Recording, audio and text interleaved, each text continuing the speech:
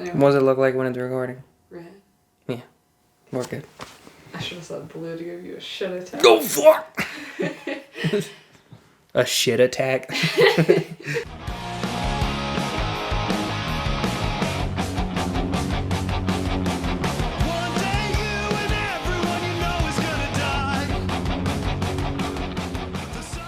Welcome to People of Reddit.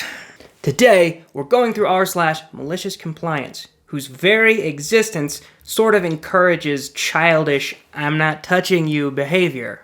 But we're here. Today we talk about the 90s, flannel shirts tied around your waist, and the most enjoyable lunch detention this user has ever had.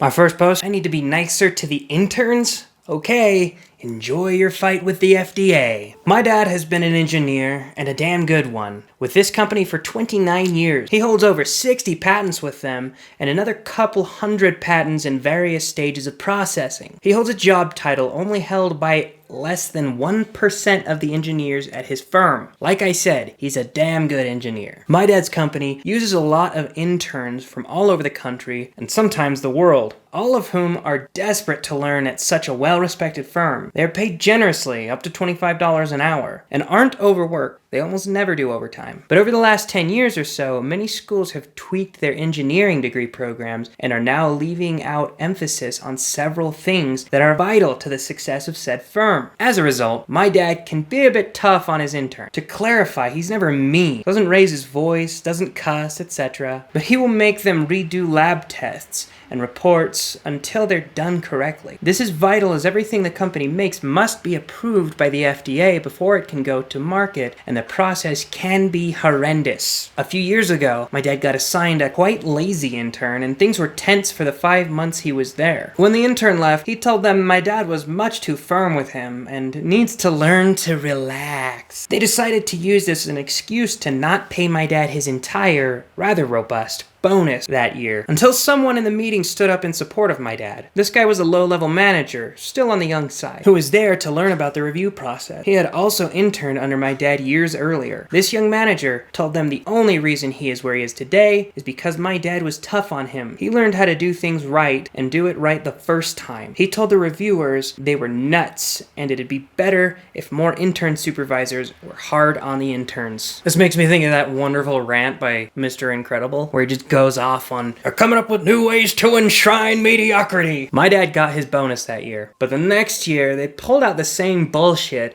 and cut his bonus in half. No one stopped at that time, so my dad said fuck it. He'll do exactly what they want. Best of all, the intern he'd just been assigned was on the lazy side. Several months later, my dad was called into a meeting. They told him a project had been denied FDA clearance, costing them over $500,000 because of sloppy work from my dad's intern. My dad wasn't actually in this failed project. His intern had just been loaned to another team for it. But my dad was still the kid's supervisor and the one double-checking the reports. My dad coldly informed them that he was only doing what they'd asked him to. He was being nicer to the intern, allowing them to turn in lab reports they generated instead of making the kid rewrite it over until it was correct. Needless to say, my dad got his bonus this year, and there were no more mentions of interns and lab reports. Very disappointed in the comments from this one. They were all just about the FDA process and dumb shit like that.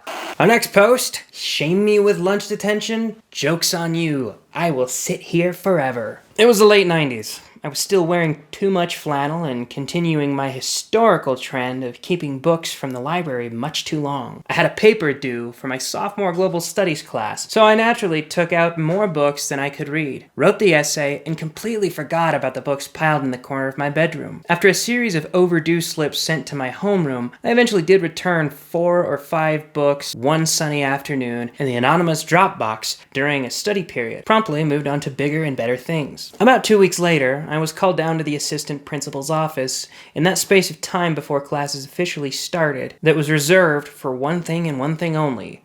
The reprobates and delinquents were in trouble. I walked the halls thinking that surely this was just a timing mishap and I was being summoned to receive congratulations for some kind of award that I didn't know I had entered into competition for. Yup, he just wanted to prepare me for the surprise ticker tape parade. I was wholly unprepared to hear that I was receiving lunch detention to start immediately because I had not returned a single book that I still remember was slim and had a white and red cover from my GS paper research. I tried to argue that there was a mistake, since I was sure, like I am sure that I have fingertips, that I had returned it. But he could not be moved, and I was sentenced to indefinite lunch detention until I either returned the book or paid the $16 to replace it. I left the office, late for first period, defeated, but kept my head held high at lunch later that day as I walked past the entirety of the cafeteria, which held a couple hundred of my peers.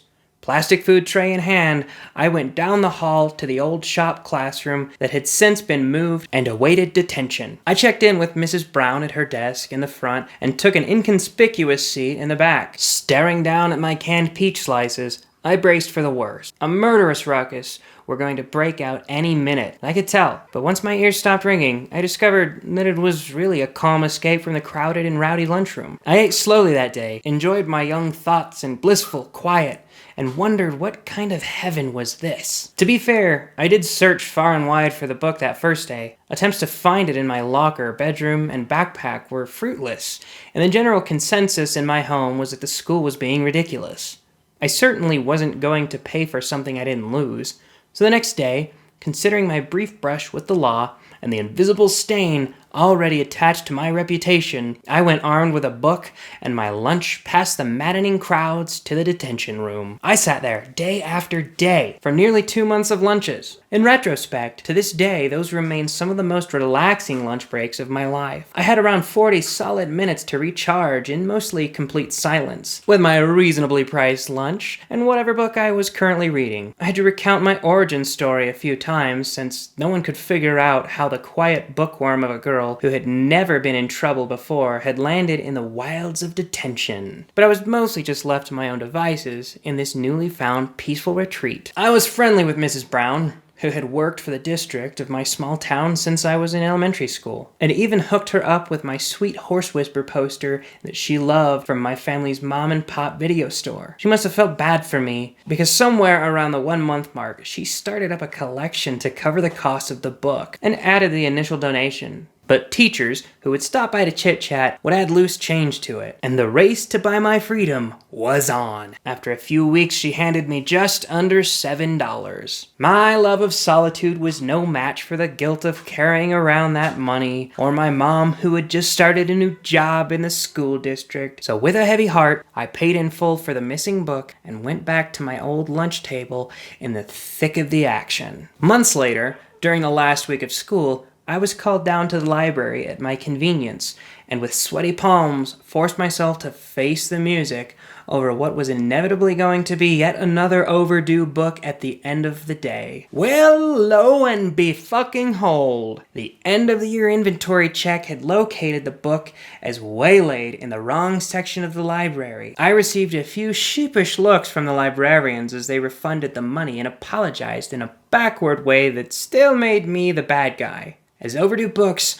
are the real blemish on one's character. So how were they supposed to assume that I didn't lose the book? Remember my mom's new job in the school? Well, she just happened to be walking by the library, just as I was finishing up, and to say that she laid into them is far too extreme sounding. But she did scold some stern-faced librarians into giving me a proper apology. She also demanded that they look into reforming their system and, my favorite part, take the proper measures to expunge my record. She was very concerned about me carrying around the albatross of false accusation, apparently. And just like that, my life of crime was over. It was very well written. She's very descriptive. Bravo, brava, whatever. Favorite comment from this was from user Boojum78. For me, 90s era plaid flannel was worn exclusively as a long sleeve shirt tied around the waist. Only in the coldest and wettest of conditions would arms enter those sleeves. I remember tying things around my waist. I was in elementary school though, so I didn't go through the flannel phase, but hoodies were always around my waist. I thought it looked cool. Our next post says, 35 years ago, when I was a waitress in a diner. A family came in and each ordered a meal. There was a kid about maybe 12 years old, and with his meal, he ordered a small drink. Times have mostly changed now, but then free refills weren't a thing. You got your drink, but you had to pay for a refill. I don't remember how much it costs. It was 35 years ago. So I brought out the drinks, and the kid was kind of snotty, going on about how he'd ordered a large drink, not a small drink. He hadn't done that. Normally I wouldn't mind switching it, but his unnecessary rudeness irritated me. So I went back to the drink station, poured the contents of his small drink into a large cup, and then packed it to the top with ice. Didn't add a drop more soda. He seemed pretty convinced that he'd won the battle when I came back with his large drink, but I think I walked away having won the war. Diabolical. Barring the small chance that maybe you misheard him. I remember having kids yell at me in the food industry. I worked at a Wendy's and had one of those fat 11-year-old kids came in. Fat 11-year-olds always have the same voice. Prepubescent fat kids. They always sound like this. He came in and asked for I want a number 3. That's a triple cheeseburger. Large. With a Coke. Okay. Anything else? I want a chocolate frosty. Okay. What size? I want a large. And then his mom says, whoa. We're gonna go with a medium. Oh, that's where we're drawing the line, huh? You let him eat a 1,200 calorie burger with a large fry and a Coke, but we're stopping at let's only have a little bit of ice cream to wash it down. And he was pissed. No, Mom, I want a large! I want a large! And I had to run to the back to not laugh. Of course the mom gave in. That's why the kid is a fat 11-year-old. I'll fucking cut you, bitch! Our next post is entitled, I Got Fired for Going to Work. A few years ago, I worked at a kiosk in a local shopping center that applied a phone protector to phones. These protectors were absolute garbage for the price they were asking. If I recall, the iPhone X came out the Christmas before I started, and it was 150 euros. I gotta make sure that's the sign for euros. I think that might be pounds. Don't look like a moron. I know, it is pounds. It was 150 pounds to get it applied, so I wasn't all that keen about aggressively pushing the product. My supervisor, who was a friend of a friend, we'll call him Alex, was tasked to write up a work rota every Monday for the next week. This is important because I had asked Alex if I could have 4 days off, but make up for them later, as I was planning to go on holiday and propose to my fiancée. She spoke with everyone else to make sure they were okay working more days in a row if it meant that they got more days off as I cut up in hours. One important note is that Alex would have to send the rota to the owner of the company, we'll call him Randy, for verification and an hour check, as legally we weren't allowed to work over a certain amount of hours. So Randy accepts the hours and the fact that I have days off, but make them up right after I get back, which I did agree to. But it was absolute hell because I was working from 9 to 5 doing double shift to make up for the hours I had lost. In high temperatures, heat guns on full blast, a black hoodie as it was part of the uniform, and nothing to drink or eat because it was against rules to eat or drink at the kiosk. Looking back on it, I wasn't even allowed to have lunch during that week. What uniform has a black hoodie? Sounds like a cult. Oh, you joined one of those kiosk cults. Along comes a weekend, and all of our close friends want to go out drinking to celebrate the engagement. And considering the hellish week of work I had, I was down. It gets to about 3 a.m., and I've been drinking heavily since around 7 p.m., and I receive a phone call from Randy demanding that I work the next day, which means I would have worked more hours than I was legally allowed to do, which wasn't even in the rota. I explained to Randy that I'm extremely drunk and in no fit state to be going to work. There had been times someone had come into work after smoking a bit of weed, but it was an entirely new realm. Randy then tells me he doesn't care how drunk I am, and if I keep drinking, he wants me at the kiosk at 9 a.m. Jesus. I continue drinking throughout the night because I wasn't in the right mindset to be making smart decisions. But I remember clearly that Randy wants me at the kiosk for 9 a.m. I get to the kiosk at 9 a.m. and Alex is already there with everything set up and can see that I'm clearly drunk and sits me down while he calls Randy asking why I'm telling Alex that I'm meant to be here at 9 a.m., which I just kept muttering.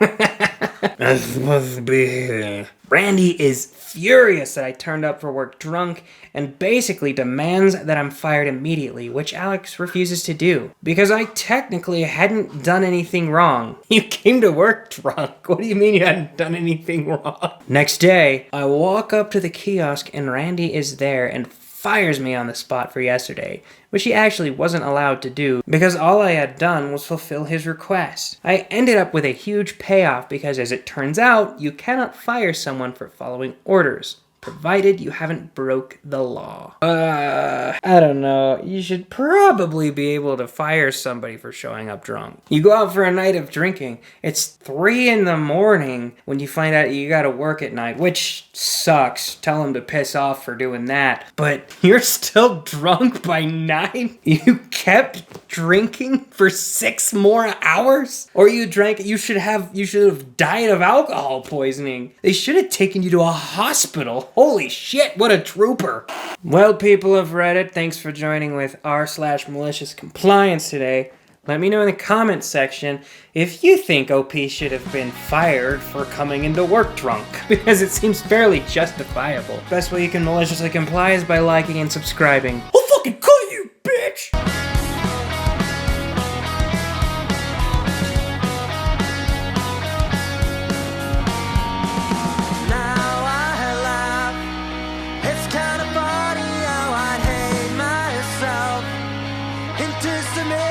Of some jaded